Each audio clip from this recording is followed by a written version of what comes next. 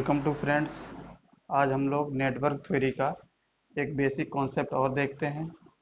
जो कौन सा कॉन्सेप्ट है? Concept of super node. ठीक है, तो इस सुपर नोड कॉन्सेप्ट को हम क्या करेंगे, एक क्वेश्चन के थ्रू हम लोग समझेंगे। ठीक है, पिछले हमने लेक्चर में या क्लास में हमने क्या बताया था? Nodal analysis. तो नोडल एनालिसिस के बाद आपका जो है कॉन्सेप्ट ऑफ सुपर नोड भी देख लेते हैं। तो कॉन्सेप्ट ऑफ सुपर नोड में क्या है? एक सर्किट होगा आपका दिया हुआ। ठीक है, उस सर्किट में हम लोग सबसे पहले ये समझेंगे सुपर नोड हम लोग कैसे पहचानेंगे उसमें। ठीक है, तो सुपर नोड पहचानने के लिए सबसे अच्छा तरीका क्या होता है कि सबसे पहले हम देखेंगे कि दो नोड के बीच में आपका कोई भी अगर वोल्टेज सोर्स कनेक्ट होता है तो वो आपका सर्किट कैसा कहलाएगा? सुपर नोड सर्किट कहलाएगा। ठीक है, तो हमने देखा सबसे पहले तो हम एज्यूम करेंगे कि नोड कौन कौन से हैं, ये आइडेंटिफाई करेंगे। तो एक तो ये नोड है आपका, ये क्या है? रेफरेंस नोड हो जाएगा। तो ये क्या है? Reference node. ठीक है, तो रेफरेंस नोड पे वोल्टेज कितना होता है हम जानते हैं, क्या? जीरो होता है। ठीक है, अब नोड और देखते हैं। तो एक नोड आपका ये हो जाएगा और एक नोड ये हो जाएगा। तो नोड वन को हम कुछ एज्यूम कर लेते हैं, उसका वोल्टेज नाम दे देते हैं V1 का। ठीक है, और एक नोड टू है, उसको हम एज्यूम देते हैं वहाँ का वोल्टेज V2 एज्यूम कर लिया।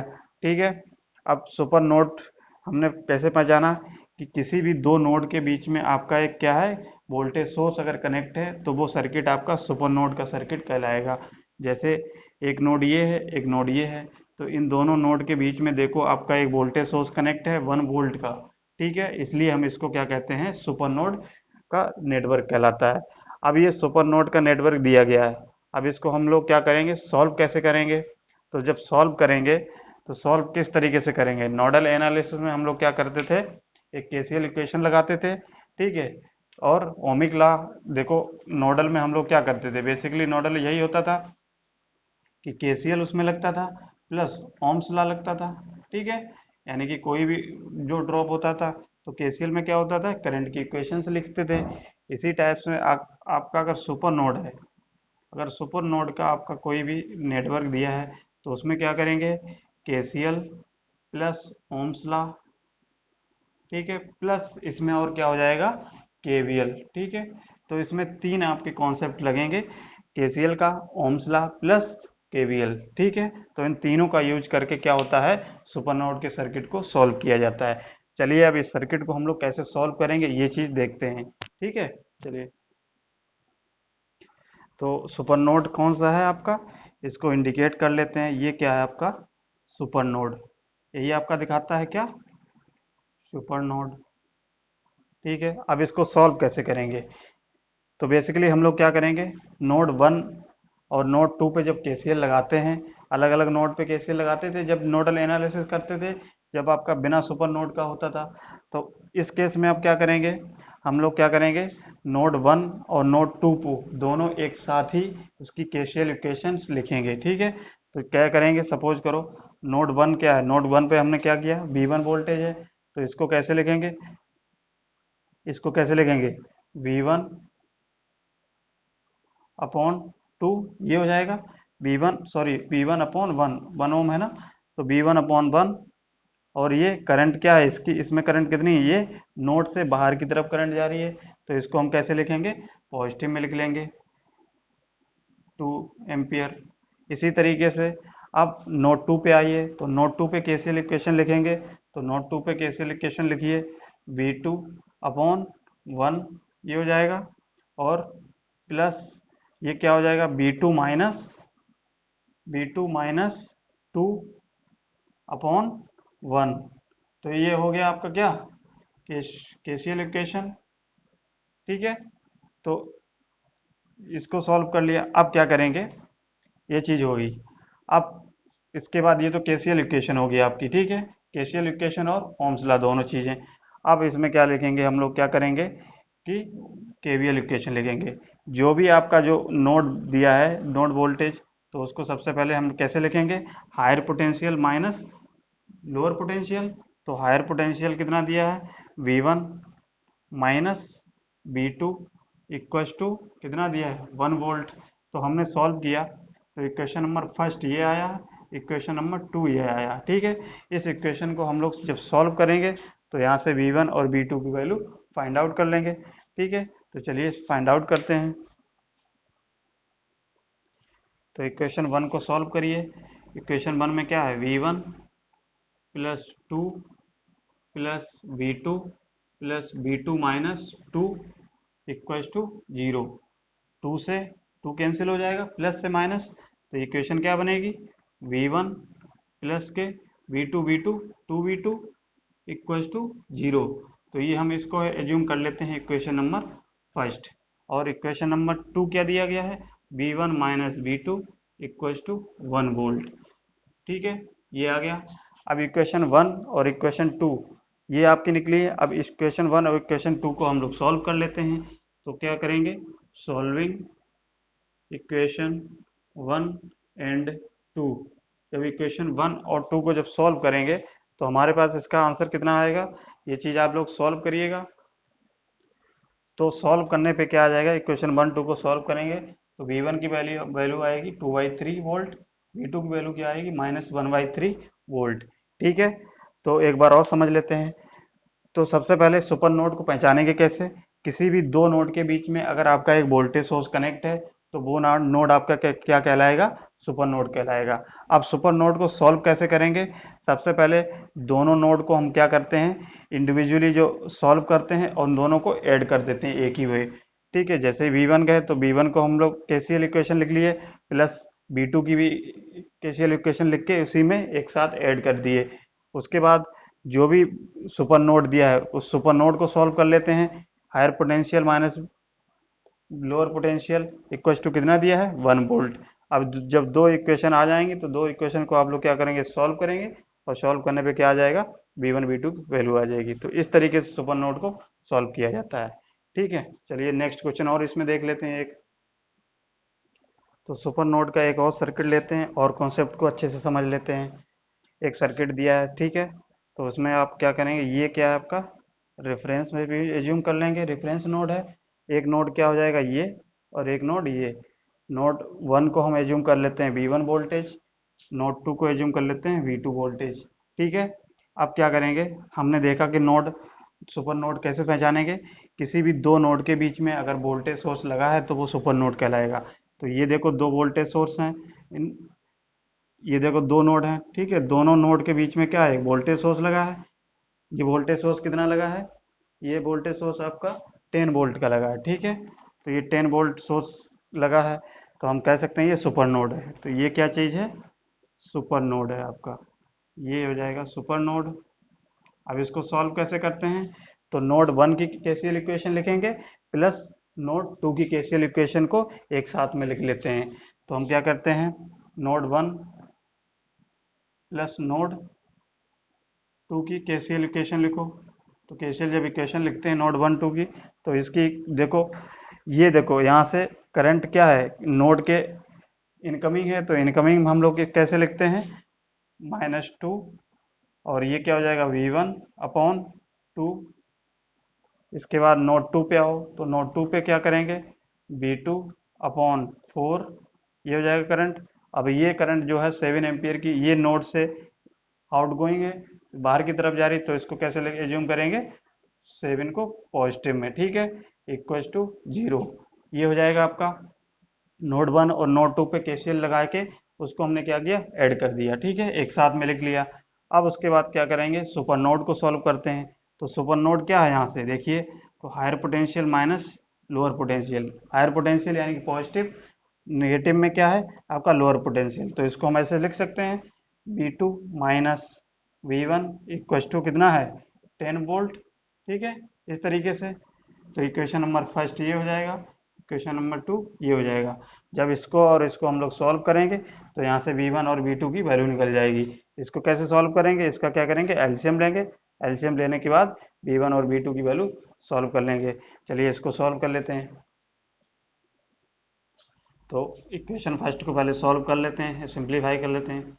देखिए -2, इसका एलसीएम कितना आएगा, इसका एलसीएम आएगा 8, 4 आएगा ना। तो इसका एलसीएम आएगा 4, तो इसको सॉल्व करिए।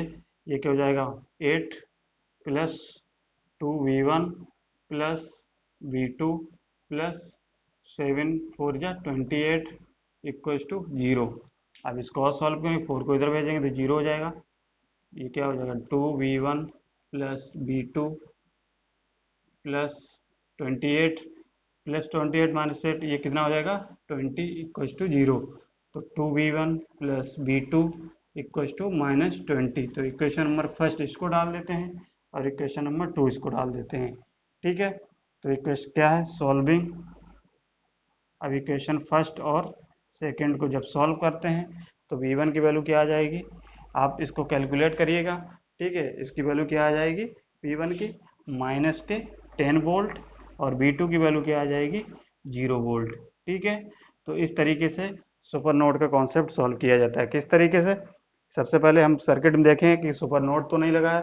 अगर सुपर नोड होगा तो दो नोड के बीच में एक कोई वोल्टेज सोर्स कनेक्ट होगा, तो हम समझ लेंगे वो आपका सर्किट कैसा है, सुपर नोड का कॉन्सेप्ट लगेगा उसमें।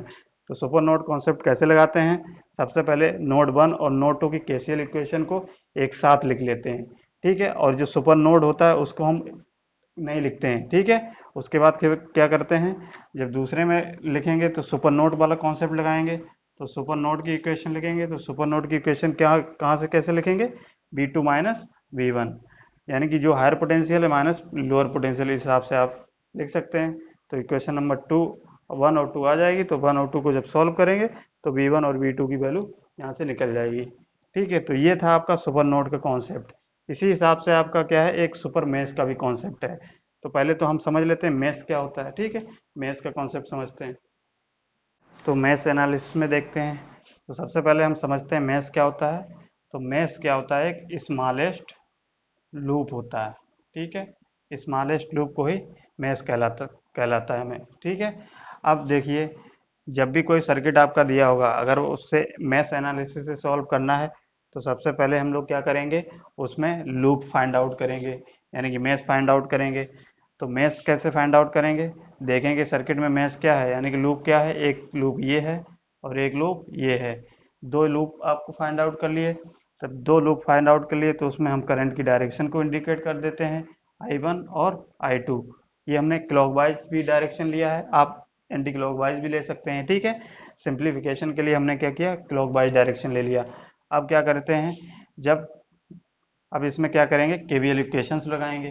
तो केवीएल इक्वेशन में क्या हो जाएगा, आपका वोल्टेज इक्वेशंस लगती है। ठीक है, तो केवीएल लगाइए लूप 1 में। इस तरीके से सबसे पहले क्या करेंगे, दिए गए सर्किट में लूप आइडेंटिफाई करेंगे। लूप आइडेंटिफाई करने के बाद उसमें करंट की डायरेक्शन को इंडिकेट करेंगे।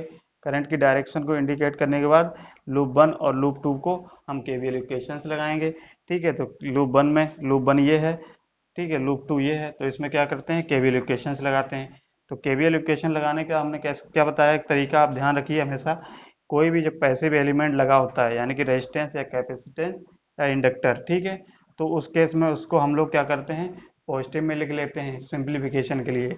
ठीक है, और जो आपका सोर्स लगा होता है, जो भी वोल्टेज सोर्स लगा हो, तो उसका जो हम लोग देखते हैं करंट की डायरेक्शन देखते हैं कि वो पॉजिटिव टर्मिनल से एंटर कर रही है या निगेटिव टर्मिनल से एंटर कर रही है। तो ये इस तरीके से हमारा क्या होता है, आसानी हो जाएगी, प्लस माइनस का कन्फ्यूजन थोड़ा दूर हो जाएगा। तो कोई भी अगर रेजिस्टेंस या कैपेसिटेंस दिया है उसको हमेशा क्या लिखोगे, पॉजिटिव में लिखोगे उसका ड्रॉप। ठीक है, और ये वोल्टेज सोर्स लगा है तो उसका करंट की डायरेक्शन हम देखेंगे, अगर पॉजिटिव टर्मिनल से एंटर करता है तो पॉजिटिव लिखेंगे, अगर नेगेटिव टर्मिनल से एंटर कर रही है करंट तो नेगेटिव टर्मिनल लिखेंगे। तो जैसे लूप 1 में हम लोग केवीएल लगाएंगे तो कैसे लगाएंगे, यहाँ से स्टार्ट करते हैं। तो क्या है 5 × I1 करंट जा रही है, प्लस अब देखिए ये जो है आपकी दोनों लूप में, जब भी आपकी दोनों लूप में कोई कॉमन ब्रांच होती है, जब कॉमन ब्रांच होती है तो उस केस में हम लोग जिस लूप में करंट के जिस लूप में हम लोग क्या करते हैं, केवीएल लगाते हैं, तो उसकी करंट हम लोग क्या मान लेते हैं, I1 इज ग्रेटर एज्यूम कर लेते हैं किससे, I2 से। तो I1 ग्रेटर देन I2 से एज्यूम करते हैं, तो इसको हम क्या करते हैं, कैसे लिखेंगे, तो 5 हमने क्या कहा, रेजिस्टेंस को पॉजिटिव में लिखेंगे, प्लस I1 माइनस I2। फिर आप देखेंगे कि ये करंट की डायरेक्शन जो है वोल्टेज से क्या एंटर कर रही है, नेगेटिव टर्मिनल पर एंटर कर रही है, तो इसको हम कैसे लिखेंगे, नेगेटिव में लिख लिए 10 वोल्ट इक्वल्स टू 0, ये हो जाएगा इक्वेशन।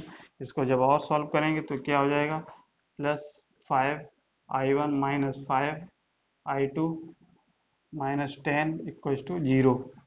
और जब सॉल्व करेंगे तो 5i1 यानी कि 10i1 माइनस के 5i2 equals to 10, equation number first ये हो जाएगा। अब लूप 2 में आइए, तो लूप 2 में केवीएल लगाएंगे।